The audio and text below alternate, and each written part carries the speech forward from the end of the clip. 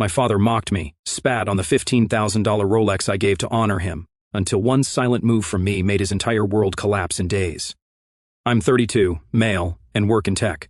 My dad, 61, is an old-school accountant who spent 41 years at the same firm. He never took more than a week off and believed missing work for your kid's graduation made you weak. His identity revolved around silent suffering, bringing home just enough to keep the lights on while complaining about his hard work. Growing up under his roof meant living by his code. Real men don't complain. Real men sacrifice. Real men earn respect through suffering. Anything less made you weak and pathetic in his eyes. I was always the disappointment. Instead of joining a soul-crushing firm like he wanted, I went into tech right after college. By 25, I was making serious money, and by 29, I earned more in a month than he did in a quarter. He hated it. He never said it outright, but his resentment seeped through every jab. Must be nice sitting at a computer all day, he'd say, or tech jobs won't last. Your sister's doing real work. Always that tone like I was pretending while real adults handled the hard stuff. He'd check stock prices of failing tech companies just to smirk and say, see? House of cards. Meanwhile, I was building enterprise security systems that Fortune 500 companies paid 7 figures for. Then there's my sister, Megan, 29, the golden child. She's a nurse making about $58,000 a year, and Dad acts like she's carrying the world. She's respectful, follows his rules, calls every Sunday. She's the grounded one, the loyal one, the one who understands real life. The hilarious thing, I funded her nursing degree and paid off her student loans when she graduated. Dad never knew because I made her promise not to tell him. She was grateful but confused about why I'd keep it secret. I knew how he'd twist it into a story about me showing off while she made something of herself. I became the family safety net. 3 years ago, my parents hit a rough patch with their mortgage. I stepped in, set up an account, and started making payments. That temporary arrangement became permanent. They stopped saying thanks and just expected it. I kept everything in my name, maintaining full control, and built a buffer of about $52,000 just in case. I'm not an idiot. I set up a separate checking account for their mortgage, with automatic transfers from my main account on the 25th of each month. Each payment was $2,212.47 for principal, interest, and escrow. I even had a spreadsheet tracking every payment, interest rate changes, and the remaining balance. Their 30-year fixed mortgage was at 4.125%. Nothing special, but it was the principle of the thing. I could have paid it off completely, but something told me to keep that leverage. They never asked how I felt about bankrolling their lifestyle. They assumed I did it because I had easy money to throw around. The truth? I was trying to buy something money couldn't get, their respect. When Father's Day came this year, I thought maybe we'd hit a turning point. I hosted a barbecue at my place, not out of affection, but as a final test. I rented a tent, hired a bartender, and catered everything with Dad's favorites, spending nearly $2,500 on food and setup alone. Megan flew in from Portland for the weekend, playing peacekeeper as always. Just try to have a good day with him, she kept saying while helping me set up. He's still our dad. Easy for her to say, she was the golden child. Mom showed up early, rearranging everything I'd set up. By the time guests arrived, she was telling everyone she planned the whole thing and picked Dad's favorites. Whatever. The usual crowd showed up, my Uncle Rob, a couple of Dad's work buddies, some neighbors. Dad walked around like he was inspecting a construction site, pointing out a dead plant in my garden and asking if I'd fixed the loose gutter on the north side of the house. I kept smiling, playing the good son, ensuring drinks stayed full and everyone had a decent time. Mom soaked up the attention like she planned the Super Bowl. Megan gave me little thumbs-up signs whenever Dad and I managed a 30-second conversation without it turning sour. After dinner, with people relaxed and the second round of drinks flowing, I decided it was time. I'd been carrying the Rolex box in my pocket all day, feeling it press against my leg like a live grenade.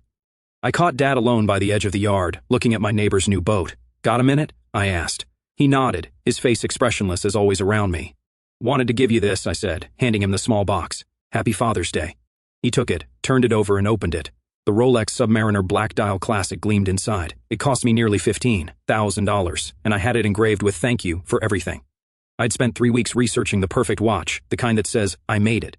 He stared at it for what felt like forever, then looked up at me. No smile, no surprise, nothing. "You think money can buy respect?" he said, his voice flat. "You'll always be less than everyone else." Just like that. Like I was a stranger trying to bribe him for attention. Like I was nothing. I didn't speak. I didn't need to. I reached over, took the box back, closed it, and slipped it into my pocket. Then I turned and walked away, straight through the yard, past Megan calling my name, past Mom mid-story with a neighbor, past the bartender offering another drink. I got in my car and drove off without saying goodbye to anyone. In my rearview mirror, I saw Megan standing at the edge of the driveway, looking confused. Dad hadn't even moved, still standing there, looking at nothing. That night, I sat in my apartment staring at the watch box on my coffee table. The test was over. He'd failed spectacularly. All those years of trying to earn his respect, of paying their mortgage without acknowledgement. For what? So he could tell me I'd always be less than everyone else? My phone started blowing up around 9 p.m. First Megan, then Mom, then Uncle Rob. I turned it off. I'd played the good son for the last time. I'd thrown my last barbecue, paid my last bill. Tomorrow, I'd show them what happens when you push away the only person keeping your house of cards from collapsing. The next morning, I had 63 missed calls and 22 voicemails. Mom demanded I return the watch, the food, everything. Dad called me ungrateful, saying I embarrassed him in front of people who matter. I played the messages on speaker while making coffee, sorting them into mental categories: guilt trips, threats, fake concern, genuine confusion. That was just Megan. The most interesting was from Uncle Rob, who sounded worried that I'd made a scene by walking away quietly. Monday started normally. Coffee, laptop open, pretending to answer emails while the weekend drama hung over me like a dark cloud. I wasn't planning anything crazy until I listened to a voicemail from Dad. He used that calm voice he deploys before getting nasty. You embarrass me in front of people who really matter. If you think you can throw money around and rewrite who you are in this family, you're more pathetic than I thought. That was it, the tipping point. They didn't know I'd been paying their mortgage for years. It started as a 6-month favor during a rough patch, but became permanent. They stopped asking how it got paid, stopped pretending to be grateful. What they really didn't know was that I kept everything in my name, with full control. I'd built a buffer of $52,000, enough to cover almost a year's payments if anything went south. That morning, I pulled it all out, transferring the entire $52,000 to my personal account in one go. I logged into the mortgage account at First National Midwest Bank, a clunky interface unchanged since 2010. I'd set up the payment portal to autopay from my special account, categorized as a family expense in my bookkeeping system. 2 clicks canceled the autopay, 3 more removed my name as an authorized payer. Then I called the mortgage company to confirm. The call took 12 minutes. The guy asked if I was sure, offering to connect me with their retention team. No, I told him. I'm just no longer responsible for the payments. Let the original borrowers figure it out. By late afternoon, Mom found out. Her texts went from confused to pissed to something I hadn't heard from her in a long time: fear. You weren't really going to let them take the house, one message said. I didn't answer. I went for a walk, came back to 4 voicemails from Uncle Rob, 1 from Megan, and an email from Dad with the subject line, "We need to talk." I didn't open it. Instead, I opened my special folder, containing subfolders organized by year, each with bank statements, transfer records, and screenshots of text messages where they'd asked for money. 3 years of documented financial support, never with a thank you that wasn't followed by another request. The next day at 8 a.m., someone buzzed my apartment. I ignored it. 10 minutes later, a knock. I checked the peephole. It was Mom. I watched her stand there, calling my name for 25 minutes. She left a note I tossed without reading.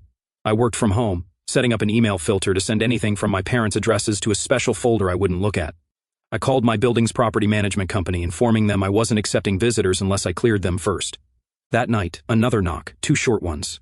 I thought it might be Mom or Megan. Nope. It was a guy who looked like he used to work security at a strip mall, black jacket, gray pants. He stared at me and said, "Your dad sends his regards," then walked away. No threats, just a message. I'd installed a doorbell camera after the first unwanted visit. I saved the footage and the license plate from my ring cam. The next morning, I noticed fresh marks on my lock, like someone tried to pick it but wasn't in a hurry. My neighbor, an older, nosy guy, said he saw someone asking what time I usually get home. The guy wasn't friendly. I filed a police report that afternoon listing everything: the visit, the damaged lock. But I added one detail that changed everything. I told the officer the name of the man I'd seen. I recognized him from the Father's Day barbecue. He wasn't just a random guy, he was one of Dad's work friends, there to wish him well, barely saying a word, just drinking whiskey. Vincent, I think his name was. The officer typed everything into his tablet, not reacting until I mentioned the name. "Vincent Kruger?" he asked. "That sounds right," I said.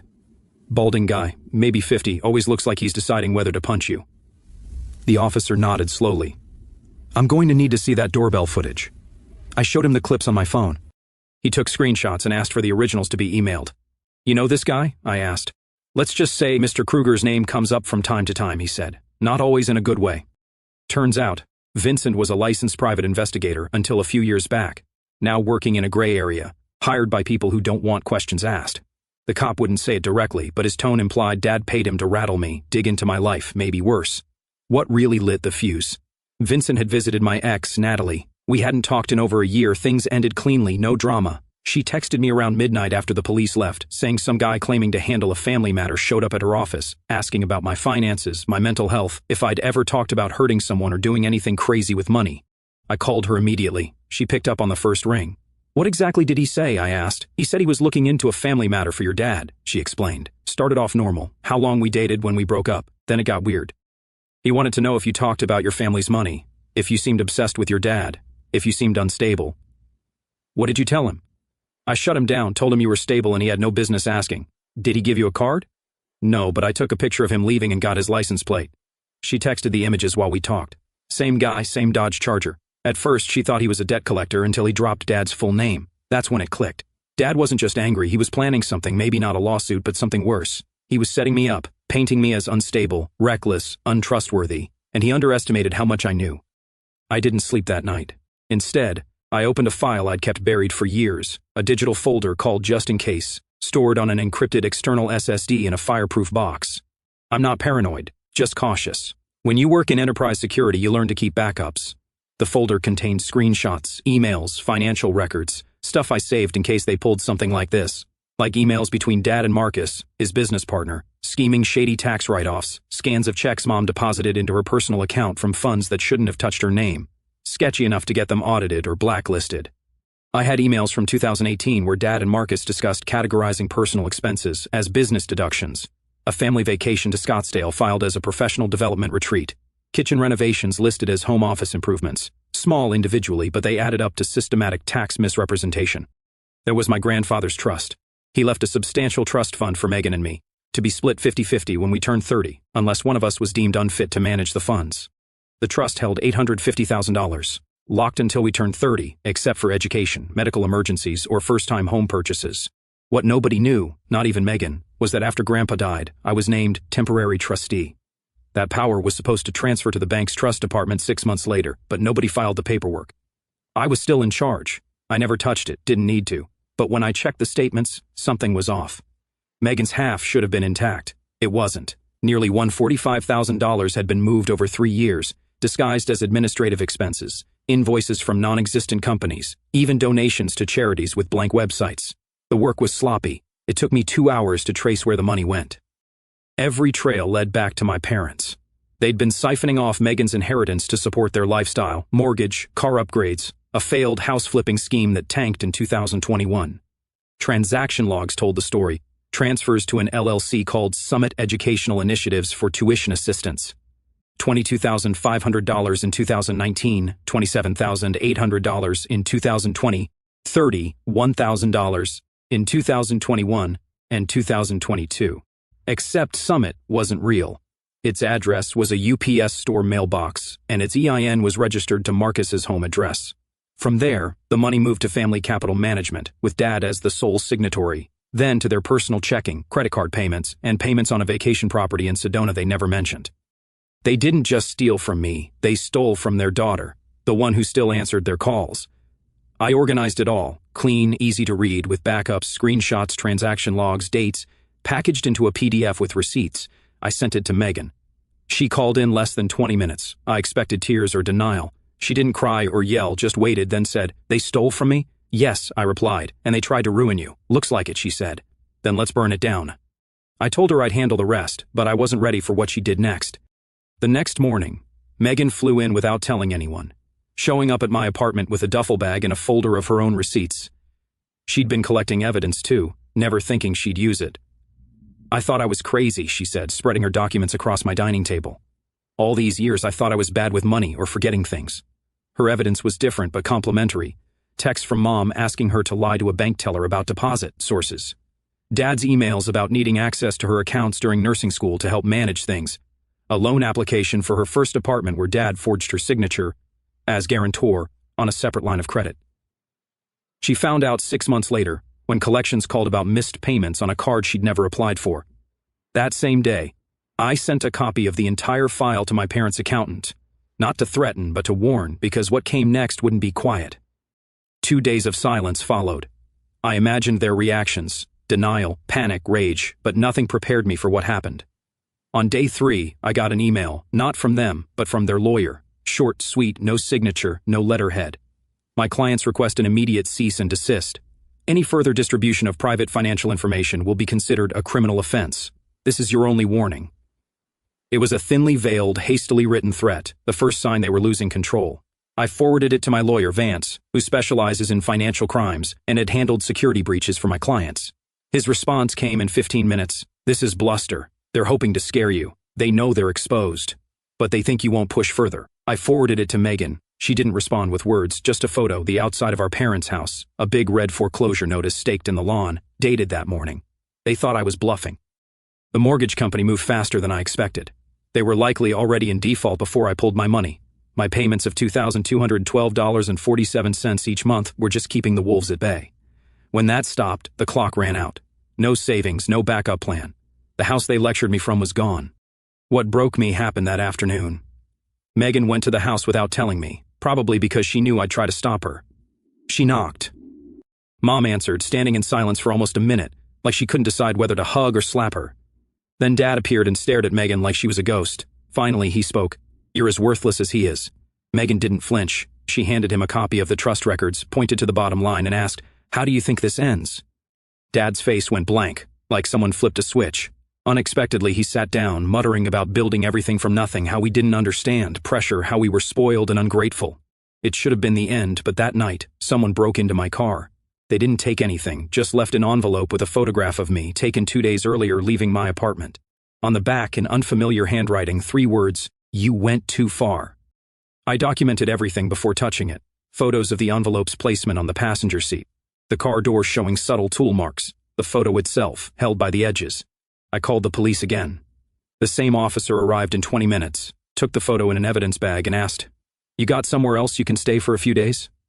I called Megan, told her I was going out of town for a few days to lay low. She didn't hesitate, saying she'd do the same. We both knew what it meant. This wasn't just about money, respect, or revenge anymore. It had become something else, and whatever our parents were planning, it wouldn't be legal. I left town that night, packed a bag, turned off my phone and drove north, telling no one where. Megan and I agreed to disappear for a few days, letting things cool off or making them nervous in the quiet.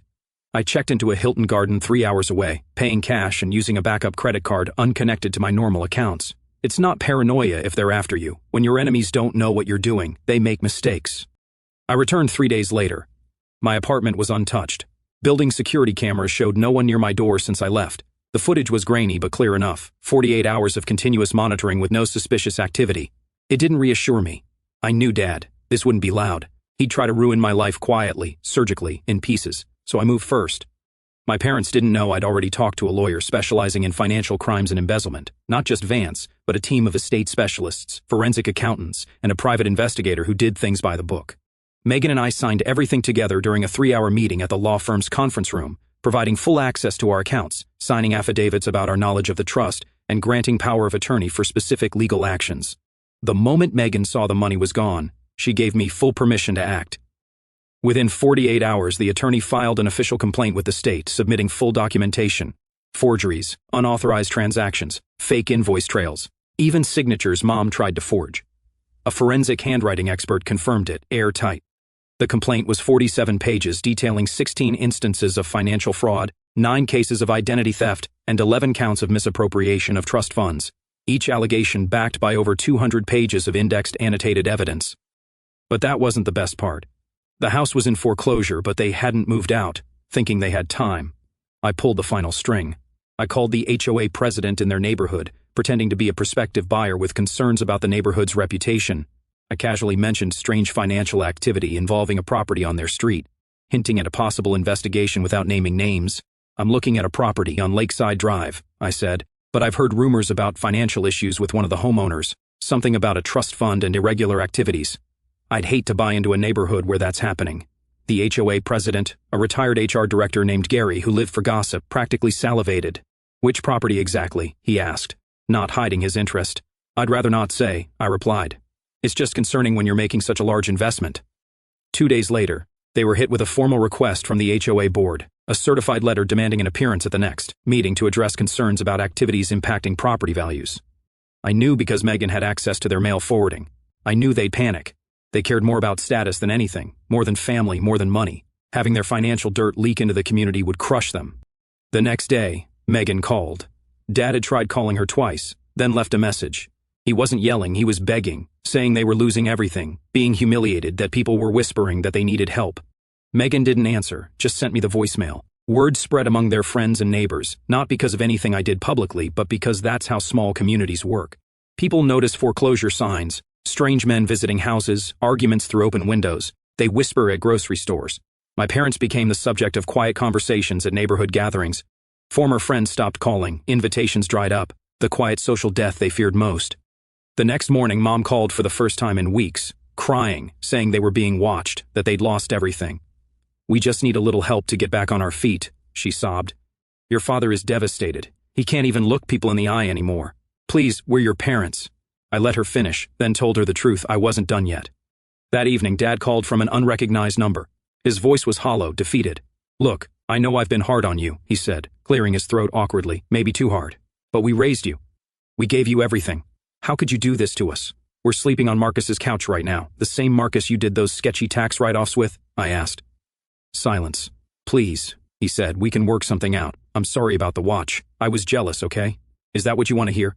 I was jealous of my own son. For a second, I almost felt something. Then I remembered Vincent at my door, the marks on my lock, the photo in my car. Did you send someone to threaten me?" I asked. "What? No, that's not. Vincent was just supposed to talk to you. And Natalie? Was he supposed to talk to her too?" Another pause. "I was worried about you. I thought she might know if you were okay. You were digging for dirt." "Look, I made mistakes," he said, his voice cracking. "We both did. But we're your parents. You can't just walk away. People are talking. The bank is taking the house. Your mother can't stop crying. We need your help, just a loan to get us back on our feet. We'll pay you back, I swear." I almost laughed. "Like Megan's trust fund, the one you were supposed to pay back?" "That was different," he whispered. "No, it wasn't. You took what wasn't yours because you thought you deserved it. You lied, stole, threatened, and now you want me to bail you out so you can treat me like garbage while I fund your lifestyle." "Please," he said. "I'll do anything. We can start over. I'll be different this time." I laughed. "You've been the same person for 61 years. You're not changing now." After that, silence.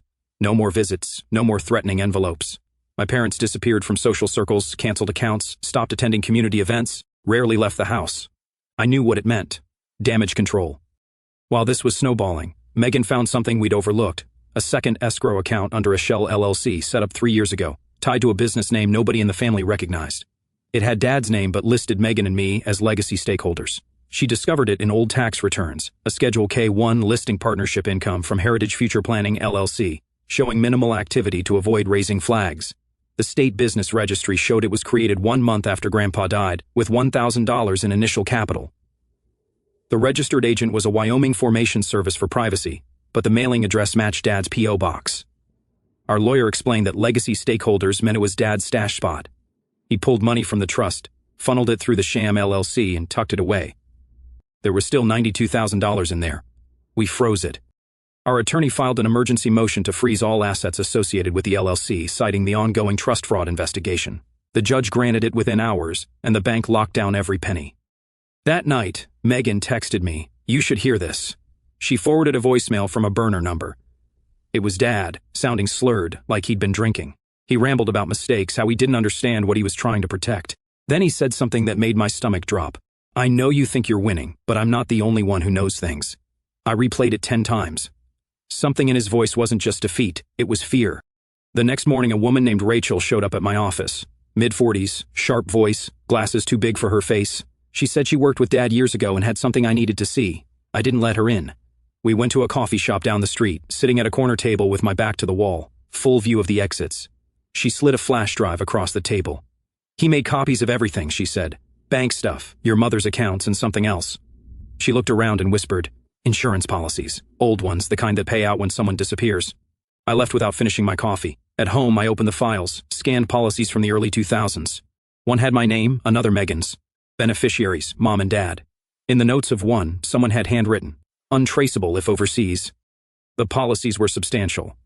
$750,000 on me, $500,000 on Megan, through a Cayman Islands carrier I'd never heard of, both with double indemnity clauses for accidental death or disappearance, both waiving investigation requirements beyond local police reports. The blood drained from my face. This wasn't just greed, humiliation, or theft. This was darker. They had plans, backup plans. I remembered a trip they took in 2019 to Costa Rica, supposedly a vacation. They stayed an extra 3 weeks, no explanation, just silence. I thought they were fixing their marriage. Now I wasn't sure. I pulled up archived emails, searching for anything about that trip. I found a thread where Mom mentioned meeting financial advisors there, talking about international estate planning opportunities. It sounded rehearsed, like she was repeating something she'd been told. That night, I called Megan. We were never just insurance, I said. We were the exit strategy. She didn't argue. They never planned to give us anything. They were planning to leave. I couldn't sleep. Kept thinking about that policy, Costa Rica, Dad's voicemail. I'm not the only one who knows things. Did they ever seriously consider cashing in, pretending, starting over? I didn't want to believe it, but I didn't trust them to water a plant, let alone value a life over a payout. I met Vance the next morning, handing over the flash drive. He examined the insurance documents, his expression growing grimmer. These are technically legal, he said, but structured to raise serious red flags. The beneficiary arrangement, these clauses. He shook his head. We need to freeze these immediately. He started the process, filing emergency motions in 3 jurisdictions, calling in favors from international insurance law colleagues, setting up a conference call with regulatory authorities. He also noted that the trust theft, potential fraud, and harassment warranted criminal charges. We have enough for wire fraud, identity theft, misappropriation of fiduciary funds, he said, organizing documents. These are potential felonies. We didn't press charges. Not yet. We gave them a deadline. It wasn't about money. Megan and I didn't need it. We wanted a clean break. No house, no apology, no vague Christmas calls for help. Just a legal, documented, irreversible end. The terms were simple: relinquish all access to both trust accounts, provide a signed affidavit admitting financial wrongdoing, leave the state for good, no calls, no emails, no threats. We drew up 17 pages of legal documents detailing their actions and requirements, comprehensive, releases of all trust claims, notarized admissions of fraudulent transfers, a binding non-contact agreement with liquidated damages of $50,000 per violation. We gave them 7 days. On the 4th day, my phone rang. It was Dad, his voice desperate, broken. We have nothing left, he said. We're staying with your mother's sister. Nobody will talk to us. The HOA is spreading rumors. We're done. I said nothing. Please, he begged, just let us keep a little. We're your parents. No, I replied. Parents don't do what you did. Sign the papers by tomorrow, then leave. I don't want to see or hear from either of you again.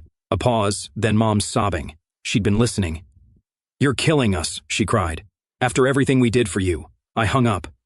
The next day, they signed everything in defeat, all 17 pages, notarized and witnessed by Vance's paralegal, who drove out to meet them.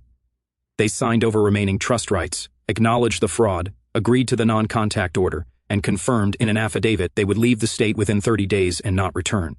In exchange, we didn't press criminal charges, pursue additional civil penalties, or expose them to their remaining friends. We just cut them off completely. I haven't heard from them since. Last I checked, they left the state. The HOA fined them for disrupting the community. Their names no longer appear on escrow documents. Their accountant dropped them. Vance's investigator confirmed they moved to Arizona, a small town outside Phoenix, living in a rented condo, driving a 10-year-old car instead of Dad's precious SUV, working part-time jobs, keeping low profiles, no social media, no community involvement, just existing. I donated the Rolex quietly. It was gone. In the end, it wasn't about proving a point.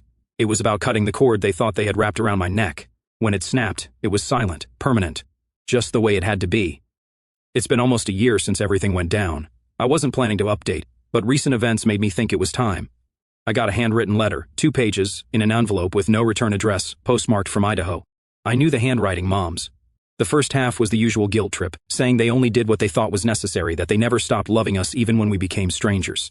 I didn't finish reading it, but the second page was different. It said, "Your father didn't tell you what he did with the rest." That line stuck with me.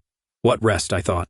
I contacted Vance. Turns out there was a third account, offshore, not in Mom's name directly, but tied to the same shell company used in the trust siphoning. No money in it anymore, but it existed. Vance traced it through banking records. An account in the Caymans, established in 2017, funded with 6 transfers totaling approximately $178,000 from the Shell LLC. The money was withdrawn over several months in early 2022, right when our investigation heated up, mostly cash, untraceable. The investigator found evidence of 3 more LLCs registered in Nevada, Delaware, and Wyoming, all using variations of the same naming convention: Heritage Planning Ventures, Family Legacy Solutions, Generational Asset Protection. Each had minimal paper trails, potentially hiding more funds. Megan and I talked about it. For now, we're letting it go. Some things aren't worth tearing apart, especially when the people behind them are already living like ghosts. Meanwhile, Megan and I rebuilt our relationship. Not the superficial one we had while pleasing our parents, but something real. We meet for dinner once a month, talking about work, life, whatever. No drama, no guilt, no family legacy. The trust has been restructured under a proper financial institution, and our shares are growing steadily. I've moved on, new apartment, new security system, new outlook. If you followed this story to the end, what do you think? Was I right to cut them off? Should I have gone further or held back? And that last letter, was there something more behind it? How would you have handled it?